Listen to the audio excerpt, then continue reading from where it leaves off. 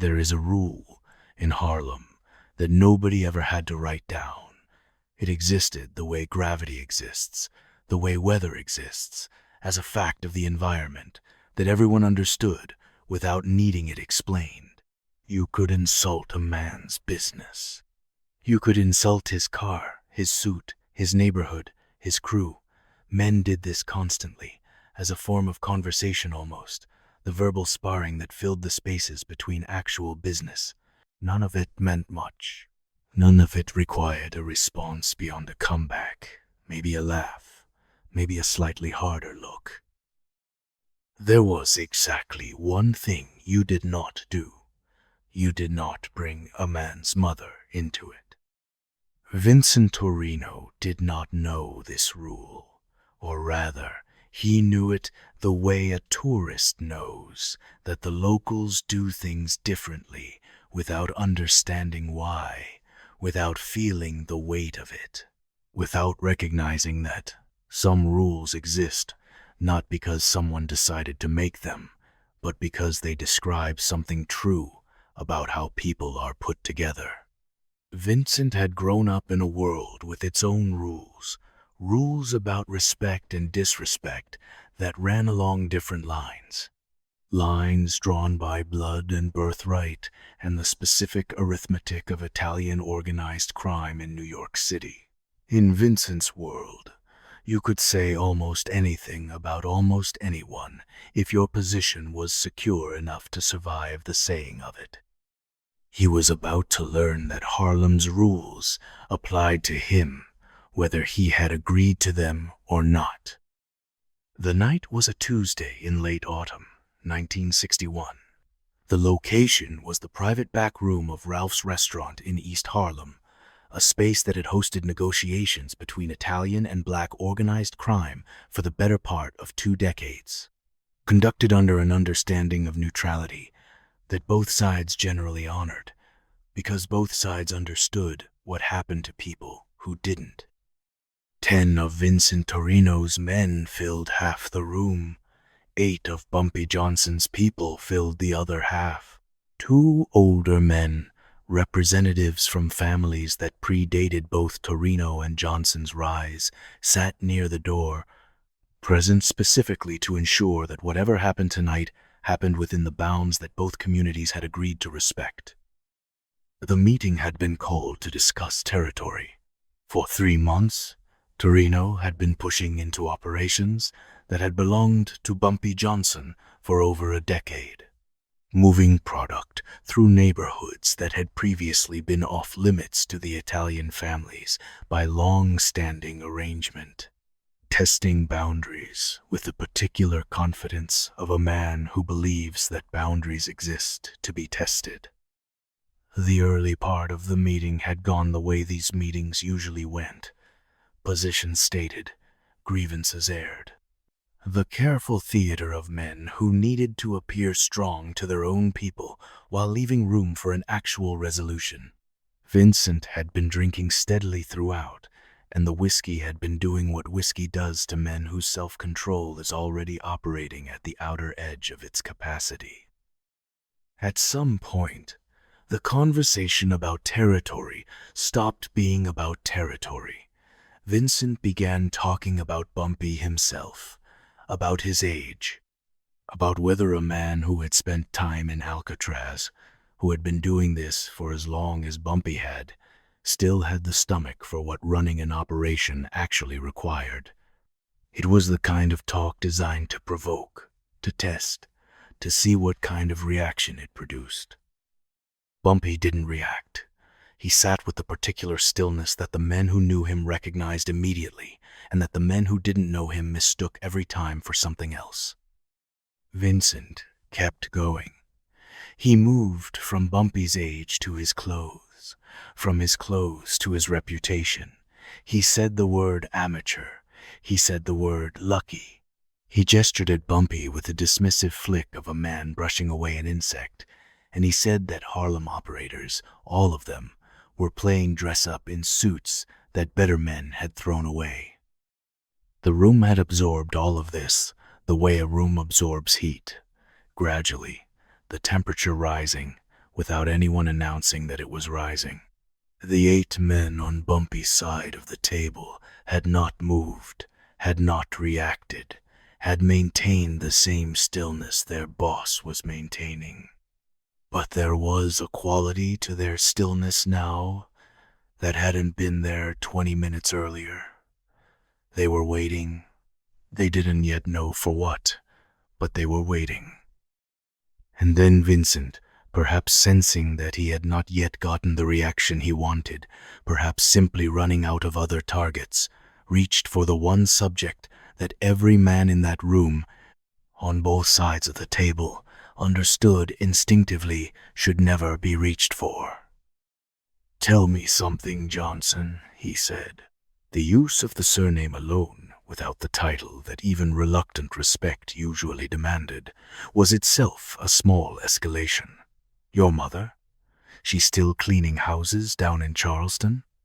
Or did she finally manage to scrub her way up to something better?" He laughed. A few of his men laughed with him, the reflexive laughter of soldiers following their boss's lead without fully processing what they were laughing at.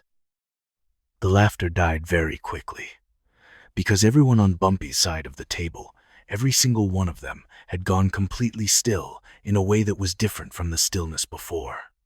And the 2 older men by the door, the neutral witnesses, the men whose entire function in that room was to recognize exactly this kind of moment, exchanged a look that the soldiers on both sides noticed, even if they didn't fully understand it. To understand why that single sentence mattered so much, you have to understand who Margaret Johnson was, and what she had given her son, and what she represented to him that went so far beyond the ordinary love that most people feel for their mothers, that it occupied an entirely different category of significance. Margaret Johnson had raised Ellsworth in Charleston, South Carolina, in the first decade of the 20th century, in conditions that the word poverty doesn't fully capture, because poverty implies an absence of resources rather than an active, structural effort to ensure that absence persisted. She cleaned the houses of white families during the day. At night, she ran numbers for the local operators, one of the few economic activities available to a black woman in Charleston that paid in actual money, rather than the promise of money that somehow never arrived. There's a story about Margaret that Bumpy told only a handful of times in his life, always late, always to people he trusted completely, and always in the same careful tone, the tone of a man handling something fragile. The story took place when Ellsworth was 7 years old. They had been walking through downtown Charleston on a Saturday afternoon, Margaret carrying a bag of groceries in each arm, Ellsworth walking beside her with the particular seriousness that some children have, the seriousness of a boy who is already, at 7, paying closer attention to the world than the world expects him to. A white man, well-dressed, moving quickly, walked directly into Margaret without slowing down, without looking, as though she occupied no more space in his field of awareness than a lamppost or a stray dog. The groceries scattered across the sidewalk. Apples rolled into the gutter. A paper sack split open, and its contents, flour, spread across the pavement in a pale cloud.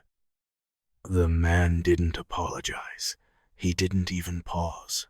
He looked down at the scattered groceries, and at Margaret beginning to kneel to gather them, and he laughed, a short, dismissive sound, and said something to his companion that Ellsworth, even at 7, understood was an insult, even though he couldn't have repeated the specific words years later when he told this story. What he remembered, what he could repeat with perfect clarity decades afterward, was the laugh and the way the man's companion laughed along with him, and the way the 2 of them continued walking without a backward glance, as though nothing of any significance had occurred. Ellsworth's hands had curled into fists. 7 years old, standing on a Charleston sidewalk, his small hands closing tight enough that his nails left marks in his palms. Margaret saw this. She finished gathering what she could of the groceries, and then she knelt down in front of her son, at his eye level, and she took his small fisted hands in her own and opened them, gently, finger by finger. "Don't you even think about it," she said. Her voice was quiet.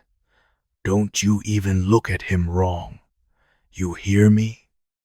Ellsworth heard her, but what he remembered most, what he carried with him for the rest of his life, wasn't the instruction itself.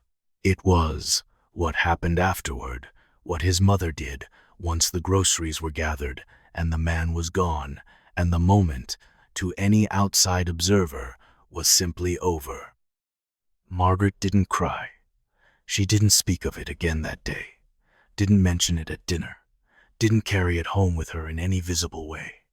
But that night, Ellsworth woke up to use the outhouse behind their building, and he saw, through the thin wall that separated his sleeping area from his mother's, a single candle burning.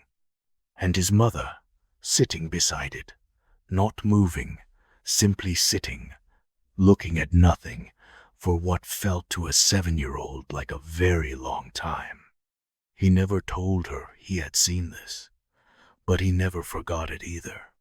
And years later, telling this story to the small number of people he trusted with it, he would say that this was the moment he understood something that most people, he believed, never fully understood about the people who raised them. That the people who protect you from the world are also, themselves, unprotected from it. That his mother had absorbed that insult on the street, in front of him, without visible reaction, specifically so that he wouldn't have to carry the weight of seeing her hurt by it. And that she had then carried that weight herself, alone at night, by candlelight, in a silence that nobody was meant to witness. "That's when I understood what protection actually was," Bumpy said, in the one version of this story that was ever written down, decades later, by someone who had been present for the telling. "It's not about stopping bad things from happening. Sometimes you can't stop them. It's about making sure the people you love don't have to carry the weight of them. My mother carried that weight alone that night so that I wouldn't have to. And I decided, lying there, listening to the silence on the other side of that wall, that I would spend my life making sure she never had to carry weight like that again. Not because I thought I could stop the world from doing what the world does, but because I decided that whatever weight existed, I would be the one to carry it. That was the job. That became the only job that ever really mattered."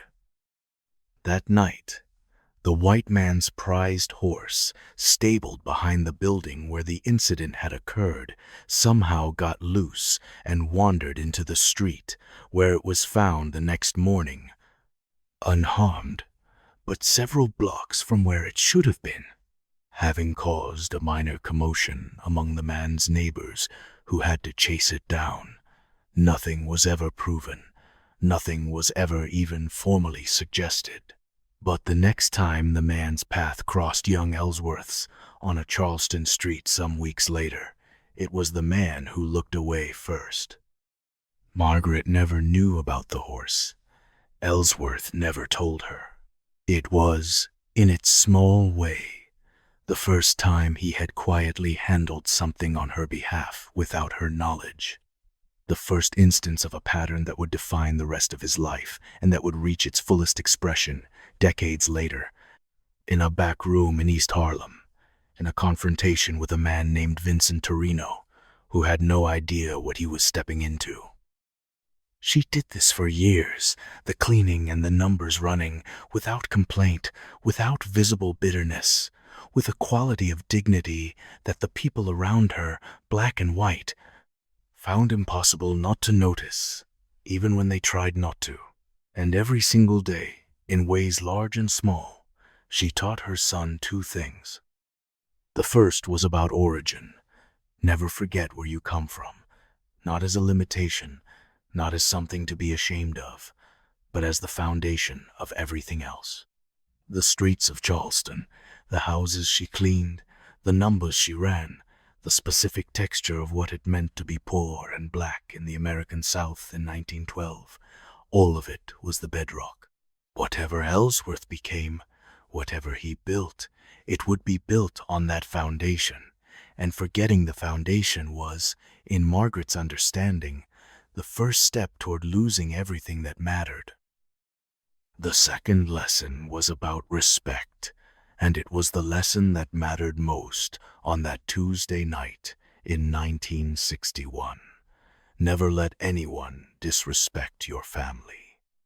Margaret had spent her entire life in a world that disrespected her constantly, structurally, by design. She could not stop that. What she could do, what she did do every single day, was refuse to let it touch the thing inside her that mattered, the dignity that she carried, regardless of what the world tried to tell her about her worth.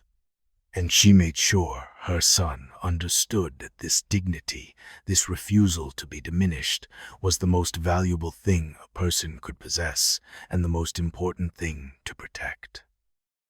Bumpy carried his mother's photograph in his jacket pocket, had carried it for years. An old photograph, worn at the edges from handling, showing Margaret standing outside their small apartment in Charleston, holding the hand of a young boy who would grow up to become one of the most significant figures in the history of organized crime in New York City. The photograph wasn't sentiment, exactly, though it was that too.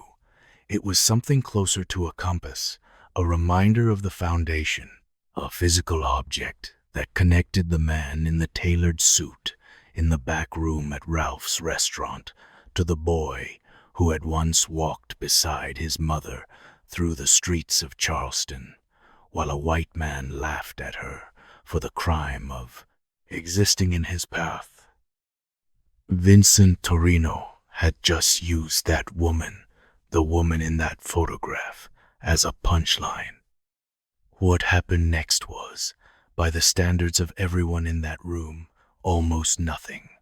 Bumpy's finger moved once against the green felt of the table, a single tap, barely audible. The kind of motion that, in any other context, would mean nothing at all. In this context, every man on Bumpy's side of the table understood exactly what it meant. Several of them later described it the same way, independently, in conversations that took place years apart. They said it was like hearing a door close in a house you thought was empty, a small sound that told you with absolute certainty that something had changed. Bumpy reached into his jacket pocket. The men on Vincent's side of the table tensed, several hands moving instinctively toward weapons, because a hand going into a jacket in a room like that, after a moment like that, meant exactly one thing in every other context any of them had ever experienced. What came out was a photograph. Bumpy held it for a moment, looking at it. The room watched him look at it. Nobody could see what was on it from where they sat, but the quality of his attention, the care with which he held it, communicated something that the verbal exchange of the previous 20 minutes hadn't. This object mattered. This object mattered more than anything that had been said in this room tonight, possibly more than anything that had been said in this room in years. He placed the photograph back in his jacket pocket, against his chest, with the specific care of a man returning something precious to a place of safety. And then he looked at Vincent Torino, and he smiled. Several of the men in that room would later say that the smile was the worst part, not because it was threatening in any obvious way, because it wasn't threatening at all. It was warm, It looked, more than anything else, like gratitude, like a man who had just been handed something he had been hoping for without quite expecting it. "Tell me, Vincent," Bumpy said. His voice was the same voice he had been using all evening, calm, unhurried, conversational. "What do you know about respect?" Vincent, perhaps emboldened by the whiskey, perhaps simply unable to read what was happening in front of him, laughed again. "I know enough to recognize when someone doesn't deserve it," he said. "You people think you can come up here and demand respect like it's owed to you, but respect is earned. And from where I'm sitting, Johnson, I don't see what you've earned beyond a reputation that's gotten old along with you." Bumpy nodded slowly, the nod of a man absorbing information and filing it for later use. "That's an interesting perspective," he said. "Let me ask you something else, Vincent. How is your nephew doing? Little Anthony. He's at that private school on the Upper East Side, isn't he? Very exclusive. Very expensive. I understand the tuition alone is more than most families in this city make in a year." The change in Vincent's expression was immediate and total. The bravado didn't fade gradually. It simply stopped, the way a radio stops when you pull the plug, leaving a silence where there had been noise a moment before. "How?" Vincent started, and then stopped, because the question contained its own impossibility. Anthony was protected. Anthony was the one piece of Vincent's life that existed entirely outside the criminal world, kept separate by design, by layers of security and secrecy that Vincent had personally overseen. Nobody outside Vincent's most immediate circle was supposed to know that Anthony existed, let alone where he went to school. "Don't," Vincent said, his hand moving toward his jacket. Bumpy raised a single hand. The gesture was small, almost casual, but it stopped Vincent's hand in place more effectively than a shouted command would have. "Relax," Bumpy said. "I'm just making conversation. Family is important, isn't it? You said so yourself, just a moment ago, when you asked about mine." He let that land. The room understood, all at once, what had just happened. Vincent had opened a door. He had decided that family was an acceptable subject for this conversation.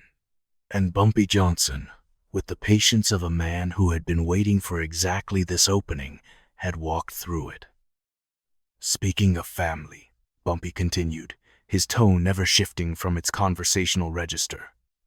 "How is your sister? Maria, isn't it? Still running that dress shop in Little Italy?" "Lovely woman, from what I understand. Very well liked by her customers." Tony Benedetto, one of Vincent's men, made a small movement, his hand closing briefly on Vincent's wrist. It was a tiny gesture, almost invisible, but it communicated something specific. Tony had been in this business for 40 years. He recognized in a way that Vincent in his anger could not, that whatever was happening right now needed to be allowed to happen without interruption, because interrupting it would be worse. "You're probably wondering how I know these things," Bumpy said. He was not looking at Vincent anymore. He had stood up at some point during this exchange, though several of the men in the room couldn't have said exactly when, and he was walking slowly around the table, his hands clasped behind his back, the posture of a man taking an evening stroll. "It's a fair question. The answer is simple. While you've been sitting in your kingdom thinking you're untouchable, I've been doing what smart men do. I've been paying attention." He stopped behind Vincent's chair, close enough that Vincent could feel his presence there, behind him, where he couldn't see it. I know things about your organization that would surprise you, Vincent. I know about the deposits from your operation that don't appear in any of your official accounting.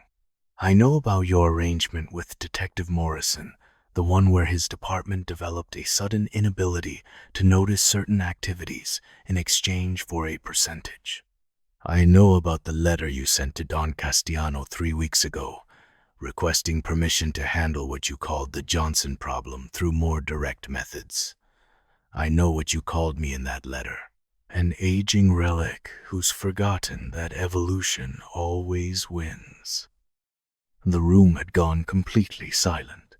Even the ambient sounds of the restaurant beyond the door seemed to have receded.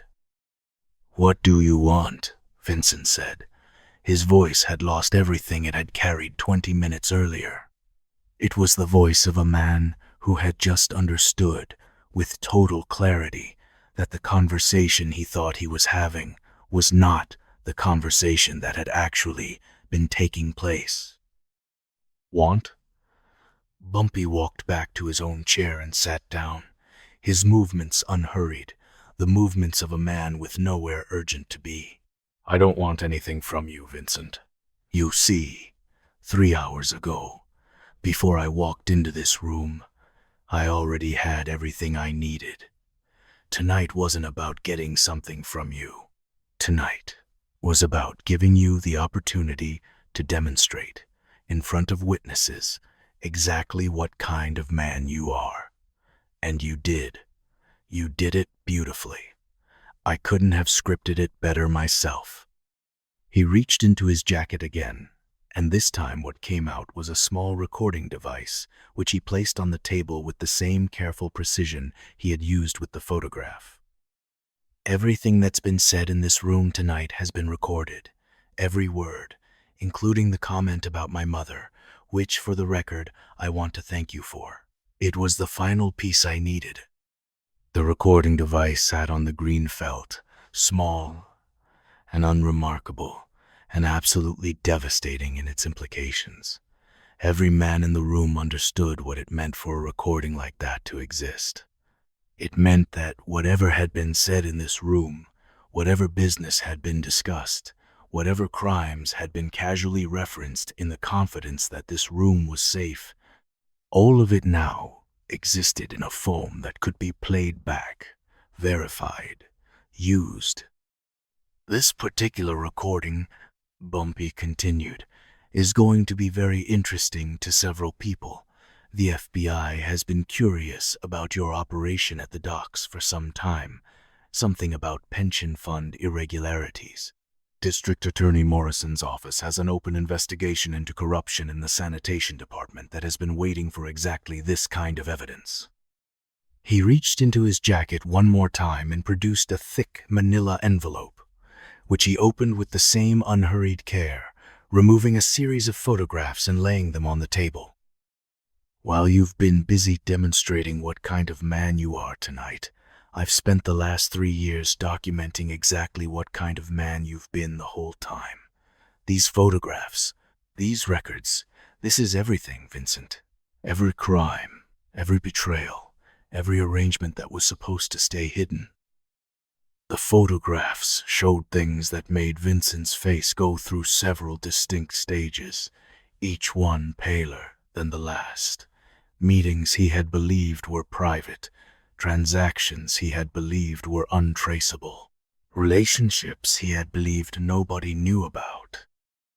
"I'm not going to kill you," Bumpy said, and the simplicity of the statement, delivered in the same calm tone as everything else he had said that evening, landed with more weight than a threat would have. "Death is too easy, Vincent. Too final. There's no lesson in it." He picked up the envelope and extended it across the table. "You're going to take this. You're going to go home tonight, and you're going to spend the hours until dawn looking through everything in this envelope, understanding exactly how thoroughly your life has been examined and exactly how little of it remained hidden from someone who decided to look. And then, tomorrow morning, you're going to receive a visitor, someone you trust, and that visitor is going to explain to you what happens next." He stood. He straightened his jacket. The photograph of his mother was back in its place, against his heart, where it had been for years and would remain for years more. "Oh, and Vincent," he said, pausing at the door. "About my mother. She's well, thank you for asking. She's living comfortably in Harlem, in an apartment above a jazz club, and she has absolutely no idea that her name was mentioned in this room tonight, or that it will ever be mentioned again. Because some things, Vincent, a mother never needs to know about. The protecting, that's the son's job. That's what tonight was about. Not revenge. Protection. There's a difference, even if it doesn't always look like one from the outside." He left. The door closed behind him with a sound that several of the men in that room would describe, years later, as the loudest, quiet sound they had ever heard. What happened to Vincent Torino over the following months has been documented elsewhere. The visitor the next morning, who turned out to be Vincent's own brother-in-law, carrying evidence that went beyond crimes, into territory that would destroy Vincent's standing with his own family in ways no criminal charge ever could. The confession, the departure, the eventual end, years later, in a prison in South America, with no obituary marking his death anywhere, in any newspaper, in any city where he had once commanded fear. But the part of the story that matters most isn't what happened to Vincent. It's what that night revealed about the architecture of Bumpy Johnson's mind, and about the specific thing that Vincent had touched without understanding what he was touching. Bumpy Johnson had built an empire on patience, on the willingness to absorb insults that would have provoked immediate violence from other men, because he understood something that most men in his position never figured out. That the insult itself was often less important than what the insult revealed about the person delivering it, and that information, properly understood and properly used, was more powerful than any gun. Vincent's comment about Margaret Johnson wasn't just an insult. It was data. It told Bumpy something he had perhaps suspected but hadn't confirmed. That Vincent's arrogance had no limits, that there was no line Vincent considered sacred enough not to cross, that Vincent, in his 3 months of escalating provocations, had not yet found the bottom of his own recklessness, because he had not yet been given a reason to look for it. By insulting Margaret Johnson, Vincent gave Bumpy that reason. He converted 3 months of business friction into something personal, something that, by the unwritten rules both men's worlds recognized, even if they recognized them differently, justified a response that pure business friction never would have. He handed Bumpy not just information but permission. The permission of every witness in that room who would, if asked, confirm that Vincent had crossed a line that nobody crosses, that Bumpy's response, whatever it turned out to be, was not aggression, but justice. There is a story, told in various forms by various people over the years, about a conversation Bumpy had much later with a younger man who worked in his organization. The man had asked, with the particular bluntness that younger men sometimes have when they haven't yet learned which questions aren't asked, why Bumpy hadn't simply had Vincent killed that night. The provocation had been severe enough. The justification had been available. A simpler man, a more conventional operator, would have ended the problem in the most direct way available. Bumpy's answer, as it's been recounted, was this. Killing him would have ended Vincent Torino. It wouldn't have ended what Vincent Torino represented. There are 100 men like him. Young men who've inherited power they didn't build and don't understand, who think that cruelty is the same thing as strength, who think that the people they look down on don't have the capacity to outthink them because they've decided in advance that those people are beneath consideration. If I kill Vincent, I remove one man. If I destroy Vincent completely, publicly, in a way that becomes a story that gets told in every back room in this city for the next 30 years, I teach a lesson to all 100 of them. That's not revenge, that's education. The young man asked what the lesson was. The lesson, Bumpy said, is that the things you think don't matter. The things you say without thinking, because you've decided the person you're saying them to doesn't have the standing to make you pay for them. Those things matter more than anything else you'll ever say. A man's mother, a man's family, the things that exist underneath all the business, underneath all the territory and the money and the operations, the things that are actually real. Vincent thought those things were soft targets, easy points to score, because they'd provoke an emotional reaction he could exploit. He didn't understand that for some men, the people who've actually lived through what those things represent, there's nothing soft about them at all. They're the hardest, most fundamental thing there is. And touching them doesn't make a man emotional, it makes him certain. The young man thought about this for a while before asking his next question. Were you angry that night when he said what he said about your mother? Bumpy was quiet for a long moment. I was angry the way the ocean is angry during a storm, he said finally. The anger is real, it's enormous, but it doesn't make the ocean lose its shape. The ocean during a storm is still the ocean. It's still following the same patterns it always follows. The tides, the currents, all of it still operating exactly as it always has, just with more force behind it. The anger didn't change what I was going to do. It just made sure that what I was going to do happened with absolute certainty, without hesitation, without the kind of doubt that sometimes makes men pull back at the last moment. Vincent gave me certainty that night.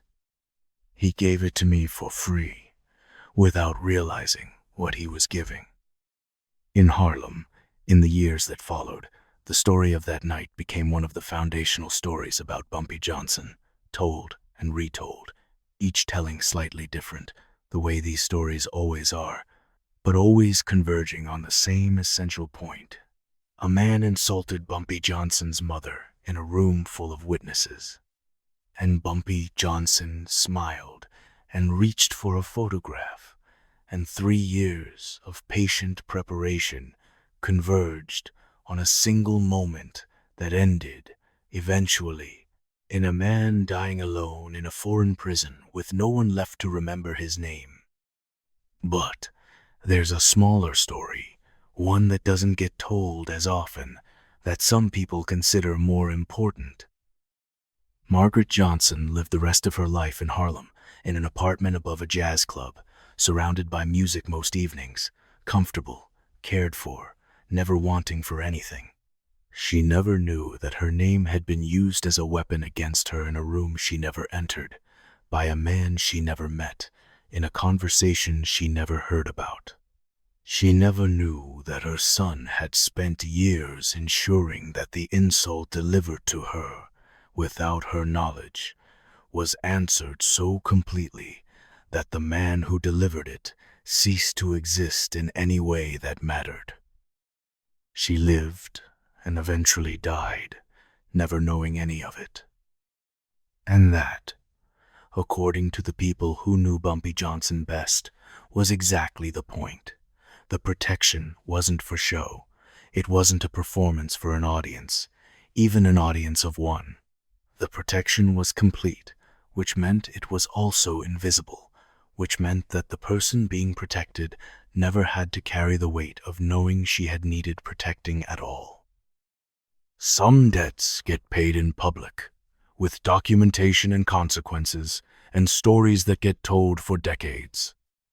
Vincent Torino's debt was paid that way, visibly, completely, in a manner that became legend. But the debt that mattered most, the one to Margaret Johnson, was paid in a different currency entirely. It was paid in silence.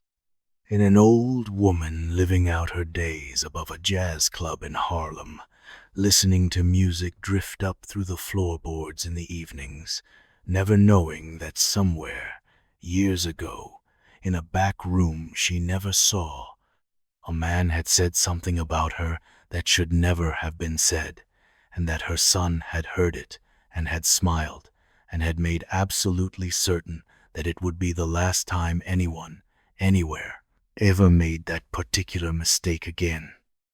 That's the part of the story that doesn't usually make it into the legend. The part where the most important consequence of everything that happened that night was something that happened nowhere, to someone who never knew, in the form of a danger that was eliminated so thoroughly it left no trace at all. Some men protect the people they love by being visible, by standing between them and the world in ways everyone can see. Bumpy Johnson protected his mother by being invisible, by making sure that the only person in the world who ever needed to know what had been said about her and what had been done about it was himself. He carried that photograph in his jacket pocket for the rest of his life, worn at the edges. A woman and a boy standing outside a small apartment in Charleston, in a world that told both of them every single day that they were worth less than they were. The world was wrong. Vincent Torino found that out the hard way, and Margaret Johnson never had to find out anything at all, because the man standing between her and the world had made absolutely certain of it. That's the mistake Vincent Torino made, not the mistake of insulting Bumpy Johnson's mother, though that was certainly a mistake. The deeper mistake was assuming that a man's foundation, the thing that made him who he was, the person who taught him everything that mattered before he ever set foot in New York, was a vulnerability to be exploited rather than the source of everything that made him impossible to defeat. Margaret Johnson taught her son never to forget where he came from and never to let anyone disrespect his family. Vincent Torino tried to do both in a single sentence, in a back room on a Tuesday night in front of witnesses. He found out what happens when you succeed at neither.